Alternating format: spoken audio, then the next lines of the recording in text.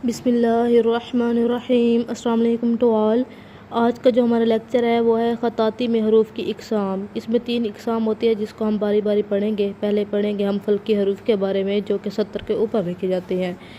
हरूफ तहजी हमने कंप्लीट सीखे हैं जिसमें हमने देखा है कि हमने हरूफ को लिखा तो है, लेकिन अब हम इस बात में क्लियर करेंगे कि कौन से हरूफ 70 के ऊपर लिखे जाते हैं और कौन से नीचे और कौन से दरमियान में लिखे जाते हैं। अभी हम वो हरूफ लिखेंगे जो 70 के ऊपर लिखे जाते हैं। फ़ल्की का मतलब भी यही होता है कि जो कि हमारे पास लाइन के ऊपर लिखे जाते हैं, ठीक है। और यहाँ पे देखिए जो हमारा पहला पहला है ना वो है अलिफ, जिसको हम क्या करते हैं 70 के बिल्कुल ऊपर लिखते हैं। अलिफ को कैलीग्राफी में लिखने का यही मेथड होता है कि आपने इसको हमेशा लाइन के ऊपर लिखना है। इसी तरह त्वा, जो त्वा होता है वो भी इसी तरह ही लिखा जाता है हमारे पास 70 के ऊपर। और जो हमारे पास काफ और काफ, ये दोनों ऐसे हरूफ हैं जो 70 के ऊपर लिखे जाती हैं।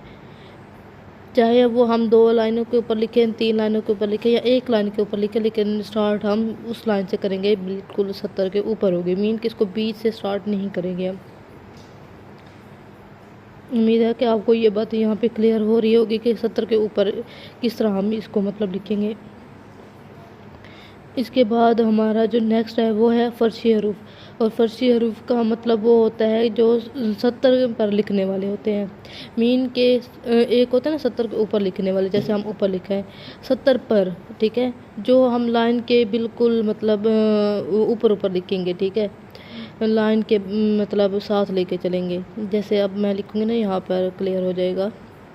जैसे ये बे, मतलब बे पे ते टे, जैसे ये चारों हरूफ है, सॉरी से मिला के 5, मतलब जो भी बे वाला ख़ानदान होगा ना, बे वाले हरूफ वो सारे हम कैसे लिखेंगे 70 पर लिखने वाले हरूफ होते हैं, ठीक है। ये 70 के ऊपर करके नहीं लिखेंगे, ये 70 पर लिखेंगे, ठीक है।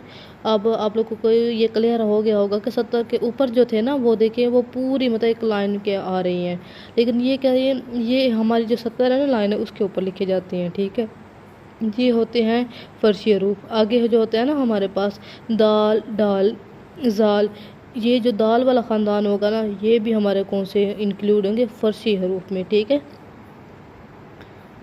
यहाँ पे देखें, हम दोबारा कोशिश करते हैं।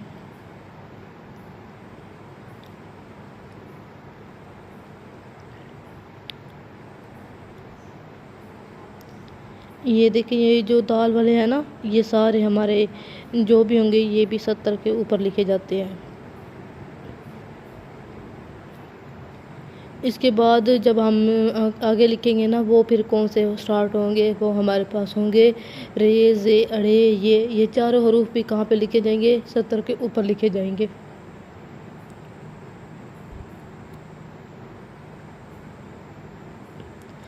और इनको मैंने लिखने का तरीका जो पीछे मेरी वीडियोस है ना उनमें बताया हुआ है। अलग अलग सबके ऊपर लेक्चर बने हुए हैं, अगर आप लोगों ने नहीं देखे तो उनको जाके लाजमी देखें, फिर आपको ये बातें यहाँ पे ज़्यादा क्लियर हो जाएंगी इनको लिखते किस तरह है, ठीक है। वाओ भी सेम इसी तरह होता है जो 70 पर लिखा जाता है, ठीक है। इसी तरह फे, हा, हमज़ा और बड़े, ये 70 पर लिखने वाले हरूफ होते हैं, ठीक है।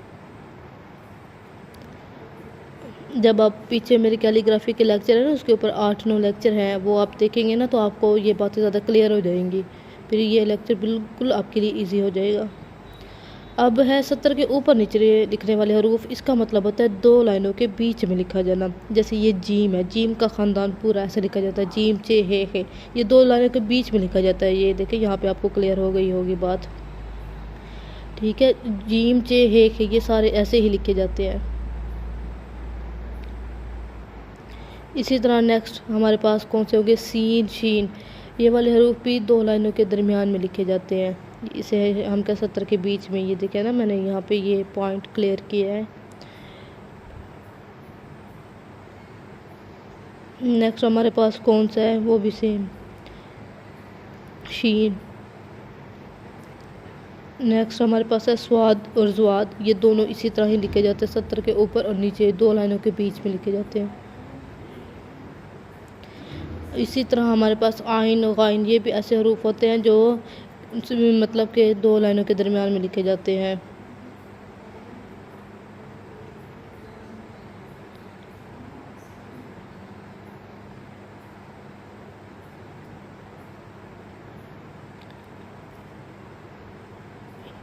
इसी तरह काफ, लाम भी इसी तरह लिखा जाता है हमारे पास, मीम भी इसी तरह लिखा जाता है, नून भी इसी तरह लिखा जाता है।